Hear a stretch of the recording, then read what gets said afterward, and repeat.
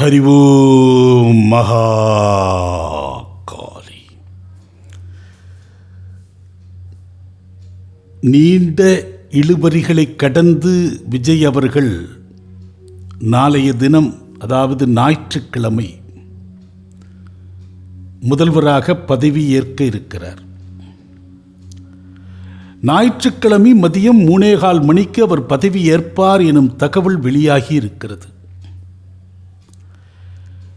இந்த சந்தர்ப்பத்தில் விஜய் சார்ந்த சில பல சூட்சமங்களை சொல்லக்கூடிய ஒரு வாய்ப்பாக எடுத்துக்கொண்டு அவர் பதவி ஏற்பதற்கு இந்த 3:15 மணியை தேர்ந்தெடுத்ததனுடைய சூட்சமம் என்ன என்பதையும் அடியேன் அன்பர்களுக்கு விவரிக்க விரும்புகிறேன். இதற்கு முன்பாக அவருடைய கட்சியினுடைய முதல் தொடக்க விழாவை 2024 ஆண்டு 10வது மாதம் 27ஆம் தேதி விக்கிரவாண்டியில் வைத்து அந்த மாநாட்டை நடத்தினார் என்பதை அன்பர்கள் அறிவார்கள். அப்படி அவர் நடத்திய அந்த முதல் மாநாட்டில் வானளாவிய ஒரு பெரிய கொடிக்கம்பத்தில் கட்சியினுடைய கொடியை ஏற்றிய நேரம், அதுவும் அன்றைய தினம் ஞாயிற்றுக்கிழமை, மாநாடு தொடங்கியதும் மதியம் 3:15க்கு பிறகு 4:30 மணிக்குள்ளாக அவர் கரங்களால் அந்த கொடியை ஏற்றினார். ஞாயிற்றுக்கிழமை மதியம் 3 to 4:30 மணி என்பது குளிகை நேரம். அந்த குளிகை நேரத்தில் தான் அவர் கட்சி கொடியை ஏற்றினார், கட்சி மாநாட்டை தொடங்கினார். இன்றைக்கு இந்த ஆட்சி கட்டிலில் அமர இருப்பதற்கு அவர் தேர்ந்தெடுத்திருக்கிற நேரமும் குளிகை நேரம். இந்த குளிகை நேரத்தை அவர் தேர்ந்தெடுத்ததனுடைய சூட்சமம் பலரும் அறிவீர்கள். அந்த குளிகை நேரத்தில் நாம் செய்கிற ஒரு நல்ல செயல்கள் தொடர்ந்து வளர்ச்சி பெறும் என்கிற ஒரு நம்பிக்கை சமூகத்தில் இருக்கிறது. சுப காரியங்களை அந்த குளிகையில் செய்வது என்கிற ஒரு நடைமுறைகள் சமூகத்தில் இருக்கிறது. விஜய் அவர்களுடைய ஜாதக குறிப்புகளின்படி அவர் தைத்துளை கரணத்தை சேர்ந்தவர்.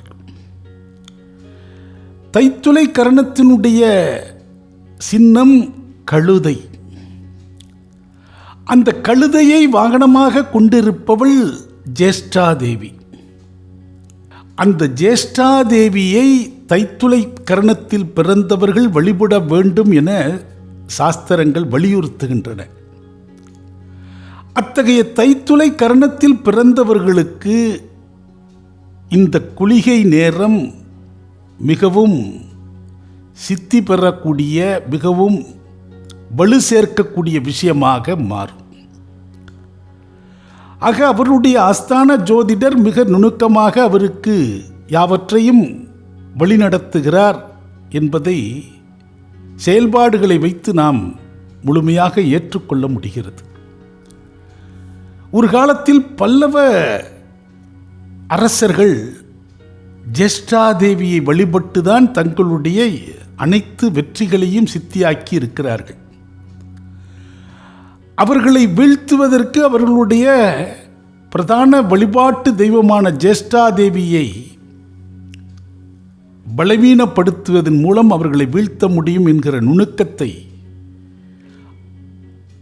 அந்த அரசர்களின் எதிரிகளுக்கு சொல்லிக் கொடுத்து, அதன் பிறகு ஜேஷ்டாதேவி, அதாவது தவ்வை என்று சொல்லப்படுகிற, மூத்தோள் என்று அழைக்கப்படுகிற, முன்பொரு காலத்தில் அரசர்களின் இஷ்ட தெய்வமாக இருந்த அந்த தெய்வம் சிதைக்கப்பட்டது. இன்றைக்கு மறுபடியும் விஜய் ஆட்சி அதிகாரத்தில் அமருகிற சூழலில் அதனுடைய அடி ஆழத்தில் அம்பாளுடைய அனுக்கிரகம் பூர்ணமாக புறப்பட்டு இருக்கிறது என்பதை இந்த சிறியவன் உணர்கிறேன். அவருடைய ஒவ்வொரு செயல்களிலும் இந்த குளிகை நேரத்தை அவர் தேர்ந்தெடுப்பதின் சூட்சமத்தை எம்மால் இணைத்து பார்க்க முடிகிறது. அது மட்டுமல்லாது அவர் இந்த நாளில் ஆட்சி கட்டிலில் அமர இருக்கிறார். நமக்கு தேவதைகள் வழங்கிய ஒரு குறிப்பு மே 22. ஆக அந்த மே 22 அவருடைய ஆட்சி அதிகார விஷயங்களில் அந்த பயணத்தில் ஒரு பிரதான விஷயத்தை, ஒரு மாற்றத்தை, ஒரு ஏற்றத்தை, ஒரு முன்னேற்றத்தை தரக்கூடிய நாளாக அமையும் என்பதை இன்றும் அடியேன் முழுமையாக ஏற்கிறோம். அவருடைய அரசியல் வாழ்வை கூர்ந்து நாம் இனி கவனிக்க ஆரம்பிக்கிற போது அந்த 22ஆம் தேதிக்கு பிறகான ஒரு ஏற்றத்தை நாம் பார்க்க முடியும். அது மட்டுமல்லாது ஜூன் மாதத்துக்கு பிறகு சர்வ வல்லமை, சர்வ சக்தி அவருக்கு வந்து சேரும். மேலும் அவர் தேர்ந்தெடுத்திருக்கிற இந்த நாள் நேரம் குறித்தான சூட்சமங்களை உங்களோடு மேலோட்டமாக பகிர்ந்து கொள்கிறேன். விஜய் அவர்கள் பதவியேற்கும் நாளில் சூரியன் மேஷராசியில் உச்சமாக இருக்கிறார். ஒரு நாட்டின் அரசனாக அல்லது முதல்வராக பொறுப்பேற்பவருக்கு சூரியன் உச்சமாக இருப்பது அவருக்கு நீண்டகால அதிகாரத்தையும் ஆளுமை திறனையும் வழங்கும்.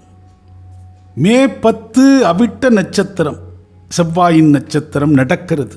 விஜயின் ஜாதகத்தில் செவ்வாய் லக்னத்திலேயே அமர்ந்து யோகக்காரனாக இருக்கிறார். ஞாயிற்றுக்கிழமை மாலை 3 to 4 மணி என்பது புதன் ஓரை நடக்கக்கூடிய நேரம். புதன் என்பவர் புத்தி மற்றும் நிர்வாகத்திற்கு அதிபதி.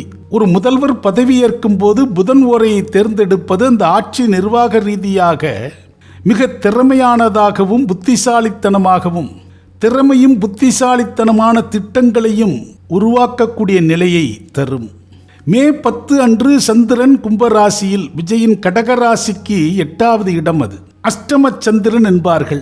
அதில் உள்ள சூட்சமும் அரசியலில் எதிரிகளை வீழ்த்தவும், பழைய முறைகளை ஒழித்து ஒரு புதிய மாற்றத்தை கொண்டு வரவும் இத்தகைய உக்கிரமான நேரங்கள் சில சமயங்களில் ஆட்சியாளர்களுக்கு சுட்டிக்காட்டப்படுவது உண்டு. ஆக மொத்தத்தில் அவர் தேர்ந்தெடுத்திருக்கக்கூடிய இந்த நேரம் என்பது அவரை ஒரு நிர்வாக சீர்திருத்தவாதியாக அவர் உருவாக இருப்பதை காட்டுகிறது. அவரது சொல்லுக்கு அதீத மதிப்பு ஏற்படும். இழுபறியான நிலைகள் நீங்கி எதிர்ப்புகளை தகர்த்தி அவர் வெற்றியான ஒரு சூழலை நோக்கி பயணிக்க ஆரம்பிப்பார். நாளைய தினத்திலிருந்து தமிழகத்தின் வருங்காலத்தை வழிநடத்த இருக்கிற விஜய் அவர்களுக்கு அடியனுடைய மனப்பூர்வமான வாழ்த்துக்களை தெரிவித்து மகிழ்கிறேன். ஹரி ஓம் மகா